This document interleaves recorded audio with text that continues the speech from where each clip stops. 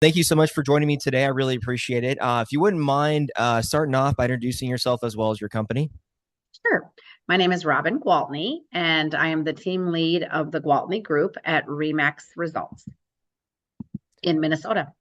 Perfect. Thank you so much. So, Robin, I want to start at the very, very beginning because your path into real estate is genuinely one of the most unusual I've come across. So, you grew up right on the Mississippi River, earned your degree from Concordia, and then spent 20 years at the Mayo Clinic before walking away to sell real estate in 2000.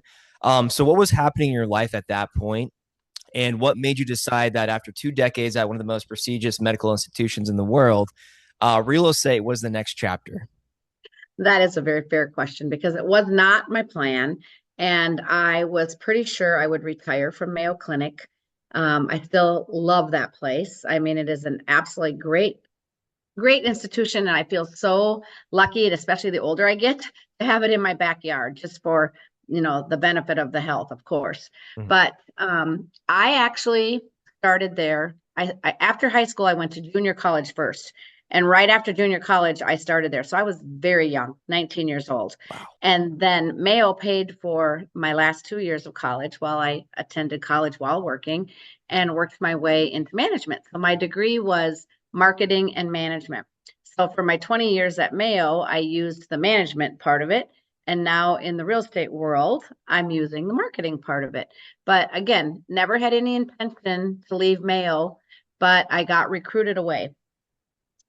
So that's what happened. Was there I guess, a friend or family member that sort of recruited you into real estate? No, not really. What happened is my husband and I were running a nonprofit at the time called Rochester Better Chance.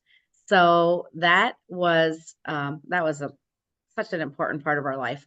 For 17 years, we lived in a house that was owned by this nonprofit program, and we lived in as the volunteer resident directors, which really meant we were the pseudo parents to these six high school teenagers, at a time. Okay, high Mhm. school students. And when we signed up for this, we actually agreed to help them out from April until the end of the school year. And we ended up staying there for 17 years because these kids had such a strong hold on our heart. Mhm. So, anyway, I was invited to be the speaker at an annual Rotary breakfast, talk about the program. And so I went to do that. And after the meeting, I had these two gentlemen walk up to me and say, "Can we talk to you?" And the first one introduced himself and said, "I own the car washes in town." I said, "Oh, great." And then the other one said, "I own Coldwell Banker and I want you to work for me." And I said, "Were you listening to a word that I said?" I mean, I said I work full time at Mayo Clinic. I am the pseudo mom to these six high school students, and I have two elementary kids. When would I work for you? And he said, "Leave Mayo Clinic." I said, that is never happening. I love it at Mayo Clinic and it's my dream job. And back in those days, when you got a job that you liked, you stayed there until you retired. I mean, that was Mhm. the norm. Now I know people leave their jobs and switch their companies all the time, right? Mhm. Right. But anyway, back then it was unusual. And so I said, "I'm flattered, but no, thank you." And he said, "I own Coldwell Banker." I said, "What would I do for you?" And he said, "You would sell houses." And I said, "Oh my, no, no way. I am not a salesperson. I hate salespeople. I have no desire to be a salesperson." And he said, "That's exactly why I want you, because I'm attracted to service providers. And clearly you have a heart for service." And I said, "That I do. And that is what comes natural to me, taking care of people." But Mhm. he said, "That's what you need." And I said, "Well, thank you. I'm flattered, but no, thank you. Go away." So the man did not go away. I mean, he just kept sending me letters saying, "I really want you to come and work for me." And I mean, it was kind of crazy because back in those days when you ran a nonprofit, everything was done by newsletter, like the kind Mhm. that you typed up, made copies of, and sent out in the mail. And so every month we would send a newsletter saying, because this was, in the 90s, and it was a Mhm. while ago. And I'd say, "Oh, we're in need of, for example, new living room furniture." And he'd call me up and say, "Hey, we're getting new furniture. I'd like to have my delivery guys just deliver our old stuff to you. It's in perfect condition. My wife and I have no kids, no pets." I'm like, "Oh, thank you so much." And then the next month, we're in need of, TI 30 calculators. Comes Hmm. knocking on my door, delivering them. I said, "I'm flattered, but I cannot be bought. I'm not coming to work for you." And he's like, "I'm not going to give up." And eventually, my husband was looking for a different job. I said to my husband, "Maybe you should go sell real estate. This guy seems, like he really is desperate to hire." And so he said, "Me?" He goes, "Robin," he goes, "you're the one that loves people, loves to talk." He goes, "I'm kind of shy. I'm not really that outgoing." I Hmm. said, "But people will love you. They will trust you, and they will know that you're not some gimmicky, pushy salesman. And I think you would do great." And he did. And so I'm watching the newspaper and I'm seeing salesman of the month, Scott Gwaltney. And I'm like, maybe I will join him. Hmm. And I called my dad because that's what I always did when I had to make a tough decision. And I Hmm. said, "Dad, would you think I'm crazy if I leave Mayo Clinic and start selling real estate?" And he goes, "Honey, you would be so good at it." And I'm like, "Okay, here we go." So I did. Took the That's leap. amazing. Yeah, that's an amazing pivot to real estate. And it sounds like you had a lot of support, which is great, right? But when you made that leap in 2000, what was the hardest part? So you're, kind of starting over in a completely new industry with no book of business. Obviously, you mentioned, your husband had started out shortly before you. No track record, no referral network. Were there Right. moments in those early years where you kind of questioned whether you'd made the right call, and what kind of kept you going when it got hard? Okay, so first of all, people told me I was crazy. "You're crazy. You're leaving such a good job. You make such good money. You have such great benefits." I think honestly, back then, we paid like $11 a month to have our entire family insured with like zero deductible. Like it was Mm-hmm. really, really, really good. And so my biggest fear was now we have no paychecks. We are living 100% on commission, both Mm-hmm. of us. Now we have no benefits. Anything that we're going to have for health insurance, we have to buy. That was scary, but I was not about to become laughed at. So I figured out what I made my last year at Mayo Clinic, what it was going to cost to buy insurance, and that was my goal. I needed to make that much money. And at the time, I think it was like 85,000 something. And I ended up making $100,000 my first year. So I just went for it and I didn't look back. Mm-hmm. So, I mean, I never had any regrets because from the day I did it, I thought, this is my dream job. I Mm-hmm. love this job. So I never had any regrets, but yeah, I had fear. I had fear going in for sure because no more paycheck. Now it's up to us. And I had eight Right. kids at home. I had eight kids at home. So it's not like I had all kinds of extra time to just focus on it, but Mm-hmm. somehow we made it work. Yeah, amazing. And I want to now kind of dive into you building your group. So at some point went from being a solo agent essentially to building a team. And that transition from, being a top producer to team leader is one of the hardest things to do in real estate. So what was the moment you realized you needed to stop doing everything yourself and start building something bigger? And then the second part is, what was the most unexpected challenge that came with that shift? Okay. So first of all, I was when we worked at Coldwell Banker, that's where we started. My husband was his own book of business. I was my own book of business. We didn't do teams. Teams was not a thing at Hmm. Coldwell Banker, and especially not then. But 9 months into it, I had a gal come to me. Her name was Kathy. And she said, "Listen, I'm currently working for the top producer in this company. She's leaving real estate, going into law school. So she doesn't need me anymore. But I would like to be your assistant." And I'd been a real estate agent for 9 months. Okay. And Hmm. I said, "Yes, I'm ready. I need an assistant." And my husband's like, "Are you crazy? Like, do you know how much an assistant's going to cost?" And I said, "Yeah, but honey, I have so much going on. I need an assistant." So I hired her. Fun note, Kathy still works with us, no longer as my assistant, but as one of the agents on our team. So that's really awesome because Hmm. that's a long time ago, 26 years ago.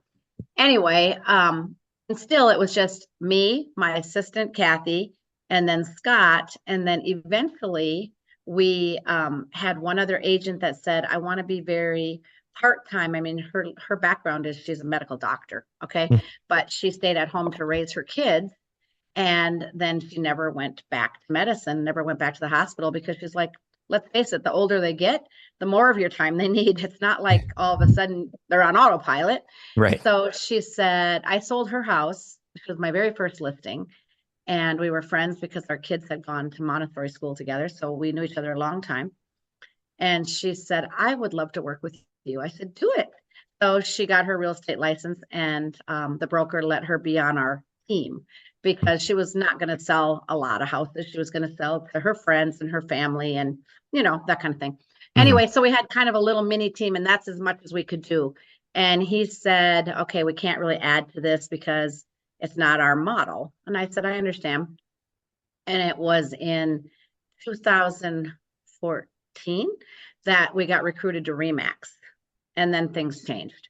So Remax is very all about teams. Okay. They have a great team model set up. And so when I went there, back then, when you left, I mean, it still is this kind of this way. When you leave one company to go to another, you kind of do it at midnight. Like you just wake up the next day and you're at the other company. You don't Right. ruffle everybody's feathers. Hmm. I went to my broker and told him I was leaving because I had so much respect for him. And it was just a hard decision, Hmm. but one that I'm so happy I made. I mean, it was really a great decision. And then the next day, when people found out I left, I started to get phone calls from other agents at Coldwell Banker going, where did you go? Can I come? Can I come? And so then I asked the broker at Remax, these people want to come. They said, well, only if they're on your team. And I'm like, but I don't really have a team. So I formed a team. So then a couple of the agents from Coldwell Banker came over, and now I had a team. And I can tell you, I've never advertised for anyone to join our team. It's all Hmm. been organic. So agents that have done deals with us, that have liked the way we do business, have said, hey, do you have any more room on your team? Or are you taking anybody new? And that's kind of how it happened. I think that's so important too to kind of create cohesion within your team, right? Kind of treat them like family and friends, or feel like it at least, right? To remain close. And I think that also kind of translates to your mission statement, and it's like you treat your clients even too like friends, and your team like family, and you put the Right. real in real estate essentially, right? So that kind of culture doesn't just happen. So how do you actually build and protect that culture inside a larger team when the market's difficult? Let's say transactions are stressful as well, and everything is moving quickly. I think that what's different about our team, every team says, "Oh, we're like a family. We're like a family." We really truly are. Like I Mm. love the people on my team, and there's nothing I wouldn't do for them. And that means at work or outside of work. Like I care about these people. We all care about each other. There's a lot of mutual respect. And I said, that's one thing when I raised all these teenagers, 42 of them, six at a time. I can't, as the team lead or the house mom, whatever you want to call me, I Hmm. can't say you guys will like each other. You're going to become friends. But I definitely could say you will respect each other. And there will always be respect shown. And there will not be any nastiness. And that's the same culture that we have on our team. It's like we care about each other. We like each other. We're friends with each other. And there's no backstabbing and there's none of the seventh grade stuff, right? So Hmm. no drama. And I love that. And when somebody does approach and wants to come to the team, the first thing I do is ask the entire team, does anybody have a problem with John Doe? He has approached me and would like to join the team. And if I hear, oh my God, I had a disastrous time with him, no, Robin, I say, okay, that's it. So Hmm. then I say, unfortunately, someone on the team felt like you weren't going to be a fit. So thanks for asking, but it's a no. And so I just want to, I tell everybody, my grandmother made the best chocolate chip cookies. Okay. And whenever I went to her house, I'd go straight to the cookie jar and I know what I was going to get. Hmm. Every single time it tasted the same, right? I want people's experience with the Gwaltney Group to be the same. So therefore, we have to be like-minded and we have to do things the same way. So I say, if we add too many nuts, that changes the whole batch, right? So we don't want Right. to do that. So we're really careful about just keeping um, kind of the same, I guess, like-minded. It's all about service for us. It's all about the client's experience. Yeah, absolutely. And I agree. I think that's a great philosophy to have as well in your leadership quality of, kind of opening up or having your team having input, especially on new members coming to the team, right? You want everybody to kind of flow and feel like family and be close and remain close as well. I think that's a great philosophy to have and kind of a good system to have as well within your team. I actually want to touch now on the physician kind of relocation process that you have. So, I understand that you have a full Mayo Clinic relocation guide as well. It's basically a specific system for helping Mayo Clinic physicians and researchers that are relocating to Rochester.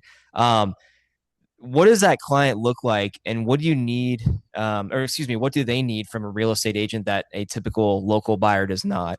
And how does your 20 years at Mayo change that conversation when you sit down with one of them for the first That time? is that is a good question because that always makes them feel good when I tell them I know Mayo, I worked Mm-hmm. there for 20 years and I love that place. Okay.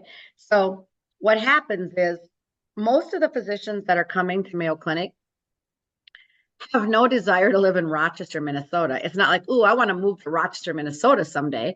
It's about, I want to work at Mayo Clinic, right? Mm-hmm. And this is where the mothership is, right? There's a Mayo Clinic in Jacksonville, Florida. There's a Mayo Clinic in Scottsdale, Arizona. But the main hub is Rochester, Minnesota. It's where it all started. So when people come, they don't know what to expect. Mm-hmm. And our town, I tell everybody, is a big, small town. So even though it's 120,000 people, no matter where I go, I don't care if I'm going to the grocery store, to dinner, to a movie theater, people will walk up to me and say, how is the real estate market? Like everybody knows who everybody is. And then the majority of the people work at Mayo Clinic. So they all know each other from work, right? So it's a small community with 120,000 people in it. So people don't, it's different than anywhere anybody came. So I think the most important thing we can do is explain Rochester and what life is like in Rochester. So there are 3 departments at Mayo Clinic, and hopefully there will be more in the future. But right now, there are 3 that put me on their new recruits schedule. Okay. So when they come in for an interview, they have like 3 hours with me, and then I give them the tour of Rochester. I show them the schools. I talk about where they can have their dogs boarded. I show them which golf courses they can golf at, whatever their things are outside of work. Mm-hmm. That's my job. And it's always so comforting to them to know that I understand Mayo Clinic. Like I was a part of it in management for 20 years, right? So I think that is really good. Yeah, it's almost too. I mean, it's almost inviting and welcoming for them to have somebody like you who worked there previously, knows the market locally, things for them to do as well. I think that's amazing. Now, I want to transition over to your KTTC segment called Real Talk with Robin every week. Real quickly before I jump into my question I have about that, how did that all start? Was that something that they reached out to you, or kind of They how did did. that They relationship did. Yeah, start? they reached out to me. But for the past 10 years and Mm, still currently, I've been doing a 30-minute radio show on KROC every Saturday morning. So I think that the TV station knew that, mm. and they just reached out to me and said, "Hey, we like what you do on the radio. Would you be interested in taking it to TV?" How that's exciting. How was it your first time being on air? Was it kind of were you nervous at all? Or I mean, what kind of emotions were you I feeling? wasn't nervous. Oh, If good. I Okay. would tell you, if real estate isn't my dream job, the only job I would like better is to have had Oprah's job. Okay. Like people are what I love. Mm, I don't get too nervous. I do a lot of speaking across the country. The last couple of years, I was invited to speak at the Texas Top 500. So the top 500 agents in Texas. And the mm, first year it was as a panel member. And then the feedback from the people at the event asked for me back. So the second year it was me for the whole hour on the stage. And I didn't even, I mean, I just went and talked from my heart. So right. it wasn't like I Amazing. went up there with a prepared speech.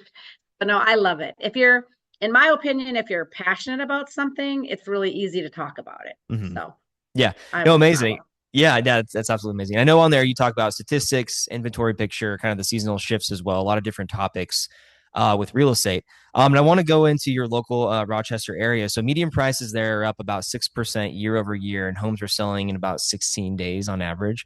But from In the last 6 months, it's been about 16 days. okay, Yeah. and from where you're sitting doing transactions every week, what is actually happening on the ground in this market right now that maybe the data does not fully capture in those numbers? Yeah. it's an exciting market. So let me tell you, um, I belong to Remax Results. So Mhm. everybody knows Remax just sells franchises, right? Our owner is John Colopy, and he's like the largest franchisee in North America. Mhm. So we have within our brokerage, like 43 offices, maybe 47, it changes every week, but a whole bunch of offices and like 1,500 real estate agents. Okay, so we're a big brokerage. And so, what was it? Oh gosh, I lost my train of thought. What was your question? So what's kind of happening in the market Okay, yeah. that you're So that's seeing? what, Yeah, outside of yeah. numbers. So my broker, John, said, boy, if I were selling real estate these days and I could Mhm. pick any one of my offices, Rochester office is where I'd want to work. And it's because of Mayo Clinic and all the exciting things that are happening in Rochester because of Mayo Clinic, right? So they have a 5 billion with a B dollar bold forward project. So they're building a new hospital, they're expanding the downtown campus. So Mhm. like that means a lot of new jobs. So I think it's something between now and 2030, which is only 4 years, they're Mhm. expecting like 30,000 new people in town. Oh my gosh, that's amazing. Yeah. That's gonna Yeah. be It's a fun great time in the place to market. be Yeah, a it's gonna be. realtor. Oh yeah, Yeah. yeah, it's gonna be amazing. That's great. Um, so I want to transition the conversation a little bit into AI and technology. So obviously AI is everywhere. You hear about it in the news. You see a lot of people are using it as well, different flavors, right? ChatGPT, Claude, all of those. But in real estate specifically, it's sort of popping up as well. So it's assisting real estate markets and firms and companies with writing listing descriptions, automating follow up emails, that sort of thing. So, for a team like yours that's built entirely on personal relationships and that idea that clients are friends, where do you think AI generally helps? And then where do you think it kind of risks the sort of system it has now? Oh, I think that is such a good question because I always tell people please don't ever try to replace yourself with AI. Like Mhm. Yep. enhance what you do. That's great. But don't try to get AI to do what you do because AI is not human. Okay. So honestly, um, we've been using AI for several years to enhance our listing descriptions. And some agents, I mean, I can tell you a nightmare of a story, not on my team, not even in my market, but one time I saw a listing that said, at GPT, please describe this house. That was Oh all no. still in the Oh listing no. description. I'm like, oh my gosh, Oh that no. just looks so bad. So I say, write your listing description the Hmm. best you can, and then sure, upload it and, enhance it a little bit so it sounds better. Make sure you don't have any, grammatical errors and simple Hmm. things like that. But don't don't try because it sounds fake if you let Right. it do it for you. Right. And I don't and want ever to lose that personal touch. I agree. A lot of the systems that we build and we implement are I would call it AI hybrid. So there's still need for human oversight, which I think is extremely important. You don't want to lose that creative touch that you put into all your products right before you push them out. Um, and I just yeah, I don't like the idea because I don't think that's possible of just automating completely everything. I think humans still need to be involved, and especially with things like writing listings. I think Right. on the base or the foundation, obviously humans should write that, but it could assist with kind of sprucing some things up or maybe adding some points at least. But yeah, I don't think I think there always should be some type of human personal touch on everything you I do. used to So love yeah. I used to love writing. I mean, I like Hmm. that. At one point I thought I was going to be an English teacher. Like I used to Hmm. love writing the description and I used to be kind of proud thinking that mine looked so much better than everybody else's. Hmm. And then came AI and now all of a sudden everybody can write these great descriptions and it kind of made me like, ugh, but Yeah. the fact of the matter is that you can look at sometimes and say, oh, yeah, that agent's descriptions look the same every single time. I don't Hmm. know. It just takes away from the personal part of it. I don't like that. But I I love agree. AI. Yeah. I Yeah. love AI and I do things that I never would have thought of. Like I will have my new agents have conversations with Claude, Hmm. like just to help them deal with the reactions that we'll get from sellers. Like for instance, I'll just have them have a conversation when the seller says, wait, why am I paying you commission? What do you do that makes you worth that much? And it's just good because I mean, plot's good. They'll Hmm. come up Yeah. with some pretty good stuff, and Yeah. it helps them. like, oh yeah, that's what I can say, because then they'll say, what could I have said, or how Right. could I have handled this? So we'll use it for training for sure. Hmm. Um, we use it for inspections. After we have a home inspection, we'll upload that inspection report, and it'll help us prioritize which things are most important. And it will even go one step further and say, in Southeast Minnesota, how much will that approximately cost, so that Hmm. our buyers are prepared and they know, okay, you're going to need a new furnace within the next 5 to 10 years. So budget for that. And it's going to cost $7,500 to $10,000 or whatever it's going to be. So we use it. We definitely use it, but not for the things that are us. Like, I don't like Yeah. the Yeah. bots and the blasts and I like it to be me. Right, right. I agree 100%. And that kind of goes to my next question. You've already touched on it a little bit in terms of what you guys actually use there. But has there been anything noticeably different when you serve your clients or run the team with that you've used with AI? So is there something that you've tried that sounded good in theory, but maybe also didn't work the way you expected? So I have to confess, I have a full-time marketing guy. Okay. Mm, So not too many real estate teams, well, I don't know any in Southeast Minnesota that have their own marketing guy. right. So he is the one that would do most of the stuff with the AI. So he'll tell me what he tried and worked, and he'll tell Mm, me what he tried and said, no, we're not doing that. But it kind of goes in one ear and out the other, right? Because that's his thing. That's what he's doing while I'm mm, out face to face with clients. I know he's used it a lot on the back end, as far as we have a really strong admin team. So we have one admin who works just with our buy side files, one admin that works just with our sell side files. And he has put together some step savers for them mm. using AI. So I know we've definitely used it to our benefit for sure. That's great. That's great. That's amazing. Yeah. I want to shift now to the conversation about things that you're doing for the community. You do quite a bit, which is amazing. And Thanks. currently, you've been volunteering with the Rochester Better Chance for over 20 years. Now, that's not just like a footnote in your career, that's sort of a sustained, decades long commitment to a program. Um, what has that work meant to you, and how has being that deeply invested in this community shaped the way you think about your business and your role in Rochester? So that isn't currently, that's in the past, actually. Mm, So we moved in as a Rochester Better Chance. I'll explain what it is. okay. It's a branch of A Better Chance, ABC, which is a national program. Okay.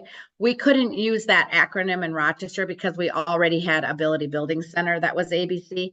So Hmm. we used RBC, so Rochester Better Chance. And it is basically a scholarship for inner city minority students to come and live in a community where they don't have to worry about crime, they don't have to worry about drugs, they don't have to worry about gangs, they can just focus on education. So basically, these kids are in junior high when they apply to go and get a high school, like they're going off to college, but it's going off to high school, right? Hmm. That they can prepare themselves for college, because if they stay in the inner city school that they currently live in, the chances of them going to college is probably pretty little, right? Hmm. Probably not a great chance. So when we moved in, like I mentioned earlier, we agreed stay from April 1st until the end of the school year because the current resident directors had left. Now, this is not a paid position. You just live in the house. Now, the benefit is you don't have a house payment. We did because we owned a house. But, Hmm. if you live there, it's like, okay, you can live here and not have a house payment, and you can be the resident directors in exchange. Well, our kids were 1 and 3 when we moved in, and we fell so in love with those kids in that house. And of course, they keep changing because they Hmm. come in as freshmen, they live until seniors, and then we get new ones and new ones. So my kids were so attached to all these kids that at one point we said, I think we're going to move out. And the kids are like, and leave our brothers. And so I Oh was like, no. now we're not moving out. So we Hmm. moved out when our daughter graduated high school. Okay. Hmm. And then I had it planned so that we didn't take any more new students when she was a freshman. It was just her and the kids that came in with her. And when they all graduated, then we moved out of the house, but then I stayed on the board as the president of the board for 3 more years. So yes, I did give 20 years of my life, my husband and I, of our time, lots and lots of money, because it's really expensive to have 6 kids at a time. Hmm. When you go out to dinner, when you go anywhere, it's just really expensive. And I could never treat any of those kids any differently than I treated my own. So, if my own kids got $120 tennis shoes. They all got $120 tennis shoes. So Hmm. I was very fortunate that I was in real estate and doing very well. So I was able to financially, be able to support that. Unfortunately, after we moved out, the program closed very shortly after because of the fact that we really were the primary financial backer to the program. Hmm. And it wasn't easy to keep the program going, but it was a good run. And we have all those, now awesome men and their families in our lives. And it's something I wouldn't change for anything in the world, and neither would our kids. So that is definitely, like I said earlier, I have that caregiving spirit. Hmm. Taking care of people is what I love. Started babysitting when I was 11. I babysat 6 kids at a time when I was 11, right? And then from there, I became a server in a restaurant. So it's what I do. So I think of myself still when I get awards for salesperson, I'm like, oh, please. I'm a service provider. It's who I Hmm. am. It's what I am. And so giving to the community is super important to me. I mean, I have served on boards. I had to write them down so I didn't forget them all. I've served on Ronald McDonald House, Boys and Girls Club, Women's Shelter, currently National Eagle Center, Wabasha Port Authority, Jeremiah programs, so lots and lots of programs that are all really awesome throughout the communities. That is amazing. And thank you so much for serving your community. That's just, oh my gosh, that's amazing. Over those about 20 or so years, how many children did you take into your house, or did you? 42, Wow, that's 42. amazing. That's amazing. Yeah. Um, it's just like you have one huge family now. That's got to be a lot of fun, you Huge know? family. Yeah. Our daughter got married 8 years ago, Mhm. and I think there were 35 or 36 of them at the wedding. Oh, that's So amazing. it was That's really amazing. awesome. That's great. So last question for you. So you were 25 years into this. You have a media presence, a growing team, two active developments, and deep roots in the community. So for someone listening to this who is early in their real estate career and trying to figure out how to build something that actually lasts, what is the thing you wish somebody had told you that nobody did in the beginning of your career? Well, I mean, things were so different then that I feel like, I mean, if somebody said to me, what advice would you give to a new agent? That's easy for me to answer. I feel like back then I knew what I had to do. My broker was super good at telling me, you're going to have to get out there, do open houses every weekend. You're going to have to meet people. Once you meet them, you're going to connect. And of course, my husband had been doing it for 2 years. So I had good guidance, right? So I don't feel like there's anything that I wasn't told. I sure never thought that I would have been going so strong for so many years, but I don't regret it, right? Hmm. But what I would tell people now, and what I do tell people, because when I do talk to agents, I say, just be true to who you are. Don't go online and see what somebody else is doing and say, oh, she makes a TikTok about this or that, then you're going to mimic it or copy it. If I went online and did some of these silly videos that a lot of these agents do, people would think, did Robin fall and bump her head? Like, what is going on? Because people know who I am as a person, right? So I Right. think you just need to be true to who you are. People appreciate working with somebody who is honest, and I think just shows I have always shown my clients who I am as a person, and I think people like that. I'm very transparent. Amazing. No, thank you so much for those words. Great piece of advice. Last thing, too, are there any updates or projects you're currently working on that you want to highlight to the audience? Well, I have just a lot of great listings coming on the water on the Mississippi River, which I Oh, have, nice. I love the river. I grew up in a small town on the river and I currently live there, right? So we opened a Mhm. second office in the Wabasha area in Wabasha, and it's 45 minutes from Rochester where our primary market is, but we've got a lot going on the river. Amazing. Yeah.